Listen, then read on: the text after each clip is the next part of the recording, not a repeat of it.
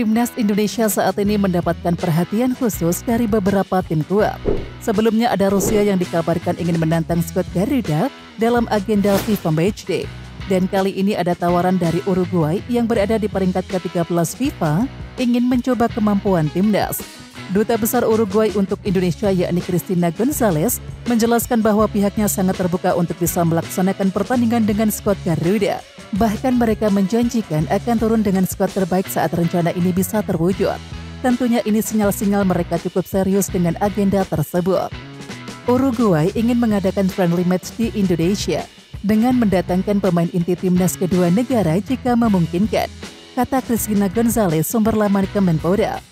Agenda ini bisa saja dilaksanakan tahun depan dengan perencanaan yang matang dari kedua belah pihak. Apalagi, pertandingan tersebut akan jadi perayaan hubungan diplomatik antara Indonesia dan juga Uruguay pada tahun 2026 nanti. Ini akan menjadi agenda spesial karena supporter timnas dalam animo tinggi untuk bisa melihat pertandingan skuad Garuda. Sementara itu, Menpora Dito Aryo Tejo juga menyambut positif rencana ini. Menurutnya, hal tersebut bisa menjadi ajang untuk timnas mengukur kemampuan melawan tim yang lebih kuat. Uruguay tentu menjadi tim yang sudah memiliki prestasi dan memiliki sejarah panjang di Piala Dunia. Pihaknya akan membawa rencana ini ke PSSI agar bisa dibahas lebih lanjut untuk menggelar pertandingan antara kedua negara. Bagi Indonesia, tentu ini bisa menjadi peluang untuk menambah poin FIFA meski butuh kerja keras untuk meraih kemenangan. Rencana friendly match ini sangat bagus. Nanti bisa dikomunikasikan dengan PSSI untuk format terbaiknya seperti apa. Apakah melalui FIFA Matchday atau pertandingan persahabatan biasa? Karena kalau melalui FIFA Matchday, bisa berkontribusi pada peningkatan ranking FIFA untuk Indonesia, ungkap Dito Aryo Tejo. Elkan Bagot dilaporkan masih berada di Bali jelang pemusatan latihan atau TC Timnas Indonesia yang dijadwalkan akan digelar pada tanggal 26 Mei mendatang. Banyak harapan Elkan Bagot masih bisa bergabung Timnas Indonesia pada detik-detik terakhir pembentukan tim permanen lawan China dan juga Jepang. Kabar ini pun membuat publik tanah air menerka-nerka jika bek berusia 22 tahun tersebut tetap akan dipanggil. Kendati namanya tak ada dalam daftar 32 pemain yang dipanggil untuk pemusatan latihan. Elkan Bagot masih setia menunggu di Bali. Apakah ada nada revisi Garuda Calling? Bunyi unggahan akun @laude_football di Instagram. Tak ayal kabar tersebut membuat pendukung Timnas Indonesia menduga dan merasa optimis jika Elkan Bagot akan dipanggil ke pemusatan latihan. Tahu-tahu dia ikut TC cuma namanya nggak ada aja, tulis seorang netizen. Nanti dia masuk ke TC di Bali guys, seperti ada tambahan ekstra pemain, tunggu saja, bunyi komentar lainnya. Ya, rasa optimistis dari pendukung Timnas Indonesia ini berangkat dari rasa rindu akan dihadirnya Elkan Bagot di skuad Garuda. Sekedar informasi, Elkan Bagot sudah hampir 1,5 tahun tak berseragam merah putih. Penampilan terakhirnya bagi Timnas Indonesia sendiri terjadi pada Januari 2024 yang lalu, yakni di Piala Asia 2023. Sejak saat itu Elkan Bagot harus absen dari Timnas Indonesia karena sempat mengalami cedera dan memiliki konflik dengan pelatih sebelumnya yakni Sinteyong. Kini setelah pulih dari cedera serta dipecatnya Sinteyong, sosok Elkan Bagot menjadi sosok yang dirindukan kehadirannya di Timnas Indonesia.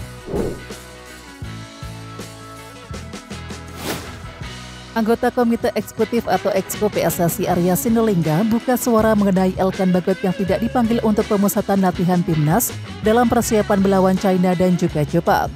Elkan Bagot ini sudah lama kita tanya. Elkan mengatakan bahwa dia fokus di klub.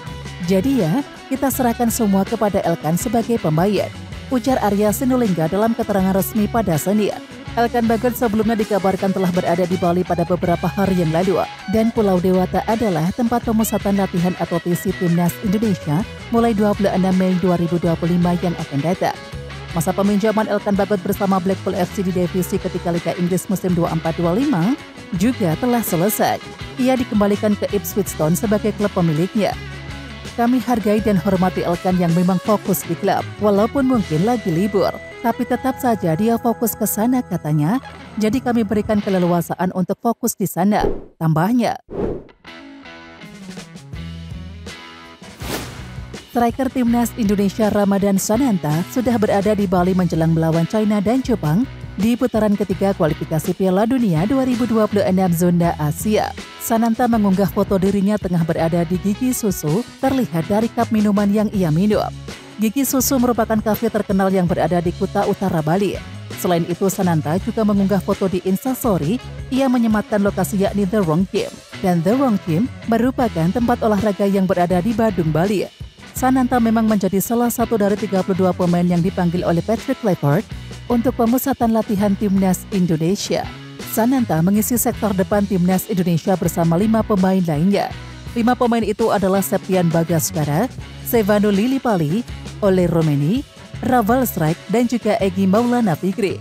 Di samping itu, Liga 1 24-25 menyisakan 1 pertandingan lagi. Persis Solo akan melawan Persib dalam laga tandang pada Sabtu 25 Mei 2025. Sementara itu, Sananta sudah diumumkan oleh klub Brunei DPMM FC sebagai pemain baru untuk menghadapi Liga Super Malaysia 2526.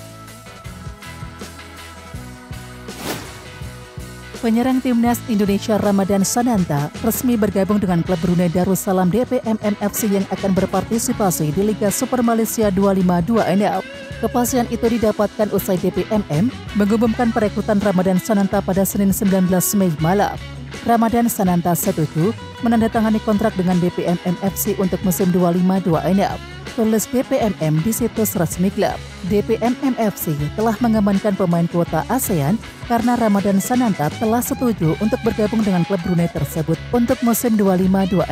Tulis DPMM menambahkan, ya, menariknya DPMM mengklaim Ramadan Sananta akhirnya memilih bergabung dengan mereka setelah menolak beberapa tawaran dari sejumlah klub besar, salah satunya adalah Persija Jakarta. DPMM juga memastikan bahwa Ramadan Sananta akan menjadi andalan mereka untuk mengarungi kompetisi Liga Super Malaysia 2526. Sebelum berkompetisi di Liga Malaysia musim depan, DPMM sudah 3 musim terakhir berpartisipasi di Liga Primer Singapura. DPMM berada di semifinal Piala Singapura yang akan dimainkan pada 21 Mei diikuti oleh pertandingan Liga terakhir pada 24 Mei. Tulis DPMM, musim akan segera berakhir dan DPMM FC akan memulai persiapan untuk Liga Super Malaysia awal Juli. Ramadan akan datang ke Brunei bersama keluarganya. Tulis DPMM menambahkan. Ya, Ramadan Sananta kini resmi bergabung dengan klub asal Brunei Darussalam, Duli Pangeran Muda Mahkota atau DPMM FC. Ramadan Sananta memang menjadi salah satu talenta terbaik yang dimiliki oleh Timnas Indonesia. Nama Sananta pertama kali mencuri perhatian ketika masih berseragam PSM Makassar di Liga 1-22-23. Kala itu pemain yang kini berusia 22 tahun tersebut sukses mencetak 11 gol dari 24 laga yang telah dijalani. Oleh sebab itu bukan hal yang mengejutkan bila banyak klub luar negeri yang juga tertarik mendatangkan Ramadan Sananta. Sananta sendiri pernah mengaku sempat mendapatkan tawaran klub yang berasal dari Asia Timur. Dalam hal ini banyak yang menduga bahwa negara yang dimaksud adalah Jepang. Pasalnya, Sananta menyebutkan klub yang memberikan tawaran berasal dari Asia Timur dan merupakan lawan Timnas Indonesia di kualifikasi Piala Dunia 2026. Sananta kala itu menolak tawaran yang ada karena ingin fokus memperkuat Persis Solo. Ada tetapi tidak, saya fokus ke Persis Solo dulu, ujar Sananta 22 Oktober 24 di Jakarta. Ada kontrak tetapi kontrak saya di Persis sampai Mei, karena mereka sudah bayar semuanya. Klub dari Asia Timur, negara yang akan kita lawan nanti. Lanjutnya. Bek Timnas Indonesia Jordi Amat kembali menunjukkan komitmennya untuk membela tim Garuda melawan China dan juga Jepang di kualifikasi Piala Dunia 2026. Melalui unggahan singkatnya di Instagram pribadinya Senin 19 Mei, Jordi Amat menyatakan siap tempur. Kembali bertugas. Pertandingan besar akan berlangsung melawan Tiongkok dan Jepang di putaran ketiga. Mari kita manfaatkan kesempatan ini, kata Jordi Amat sumber laman Instagram pribadinya. Hadirnya Jordi Amat menjadi kabar baik bagi skuad Garuda jelang laga-laga berat melawan China dan Jepang di putaran ketiga kualifikasi Piala Dunia 2026. Pengalamannya di sektor belakang diharapkan bisa menambah kekuatan serta mental bertanding tim asuhan Patrick Kluivert itu.